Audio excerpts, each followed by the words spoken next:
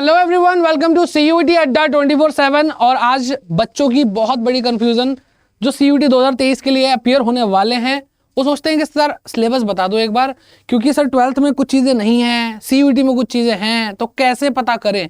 तो बेटा आपको आज सिलेबस डिस्कशन तो मिलेगी ही मिलेगी इस वीडियो में, साथ साथ आपको मैं दिखाऊंगा कहाँ से आप ऑथेंटिक सिलेबस चेक कर सकते हैं CUET की ऑफिशियल वेबसाइट से। तो गूगल पे जाना है आपको, जाने के बाद आपको टाइप करना है CUET सिलेबस, CUET सिलेबस,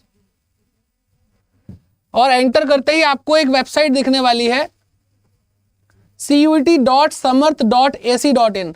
इसी वेबसाइट पे जाना बेटा, ये ऑफिशियल वेबसाइट है, मैं आपको जूम करके दिखा देता हूं, ठीक है। ये ऑफिशियल वेबसाइट है, इस पे जाना है और सिलेबस CUET पे क्लिक करना है। और यहाँ पे आपको सबसे पहले अल्फाबेटिकल ऑर्डर में सारे सिलेबस दिख रहे हैं। तो अकाउंटेंसी का चेक कर रहे हैं तो देखो सबसे टॉप पे इस टाइम, तो हमें यहाँ पे अकाउंटेंसी का सिलेबस चेक करना है। व्यू डाउनलोड PDF और व्यू डाउनलोड हिंदी, तो हिंदी में जिनको देखना है वो यहाँ से देख सकते हैं, और जो इंग्लिश में देखना चाहेंगे उनको यहाँ पे मिल जाएगा। तो ये रहा CUET का सिलेबस, अकाउंटेंसी बुक कीपिंग 301 पूरा कोड के साथ, बिल्कुल कोई भी कंफ्यूजन नहीं होने वाली बेटा। चलिए, तो आज दूध का दूध और पानी का पानी कर देंगे। अगर आपके पास है एक पैकेट दूध, तो देखो बेटा कि आपका सबसे बड़ा सरदर्द, बच्चे कहते हैं सर हमने ना NPO पढ़ा है, ना हमें पहले आता है, क्या करें कैसे करें समझ में नहीं आ रहा। तो बेटा देखो ये रहा,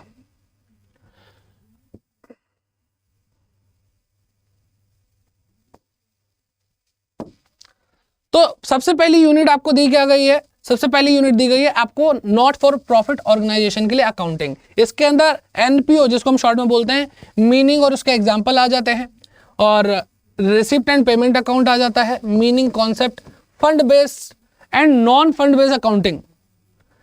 अब क्या होती है कैसे होती है, CUET इसी चैनल पे अड्डा 24/7 के CUET चैनल पे हमने पहले से ही ये सारे कॉन्सेप्ट भी कवर किए हैं। मंजिल सीरीज अगर आप एक बार देखोगे तो आपको सबसे पहला लेक्चर ही NPO यानी नॉट फॉर प्रॉफिट ऑर्गेनाइजेशन का मिल जाएगा, ठीक है। Preparation of income and expenditure account balance sheet, ये हो गया आपका, ओके। फिर उसके बाद आगे आते हैं अकाउंटिंग फॉर पार्टनरशिप।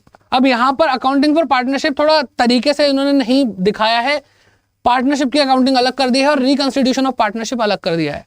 तो अगर हम पहली बात करें सेकंड यूनिट की, तो इसके अंदर आपको वो PL एप्रोप्रिएशन पढ़ा हुआ है ना आपने, वो वाला चैप्टर फंडामेंटल्स जिसे हम बोलते हैं, वो आएगा इसके अंदर।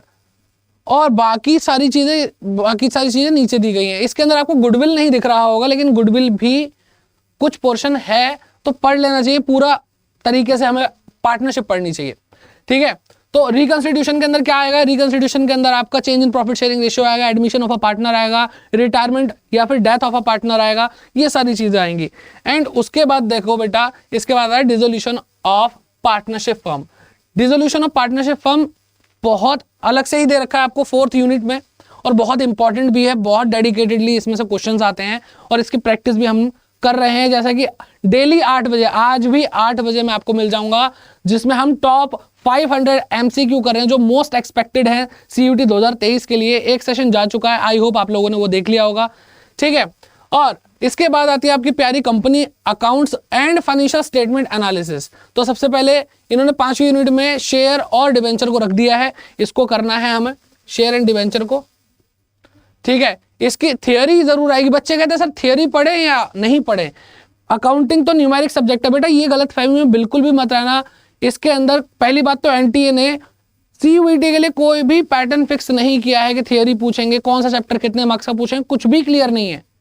तो जो अंदाजा है बेटा, आप तो पहली बार आए हैं ना CUET देने के लिए, हमने पहले भी पढ़ा है, तो हमारे माइंड में सब कुछ क्लियर है कि हमें कैसे बच्चों को आगे तक पहुंचाना है। तो हमारे साथ जुड़े रहिए और सिलेबस को भी देखिए और पढ़ाई भी करिए अच्छे से। तो मीनिंग है, नेचर है, टाइप्स है, अकाउंटिंग फॉर शेयर कैपिटल है, issue, allotment of equity, preference share, over subscription, under subscription, par, premium, discount, सब कुछ है, कॉल्स इन एडवांस, एरियर, और यहाँ पर अदर देन कैश के लिए अगर हम इशू करते हैं कुछ भी, फोर फीचर है, री इशू है, सारी चीजें इसके अंदर आ चुकी हैं। एंड बात करते हैं अगर हम डिबेंचर की, तो भाई डिबेंचर में सब कुछ तो है, लेकिन एक चीज और है जो आपको बहुत ज्यादा परेशान कर सकती है, and that is redemption of debenture, जो बच्चों आपके सिलेबस में 12th क्लास में था ही नहीं, जो आपके सिलेबस में था ही नहीं। अब ये चीज आपको परेशान करती है, एनपीओ आपने नहीं पढ़ा, डिबेंचर का रिडेम्पशन आपने नहीं पढ़ा, वो सारी चीजें यहां पढ़ाई जा रही है, ठीक है, ओके। चलिए, एंड उसके बाद अगर देखते हैं तो एनालिसिस में आता है आपका जो थियरी थी, कॉमन साइज, कंपैरेटिव स्टेटमेंट्स, वो सारी चीजें पढ़ते हैं।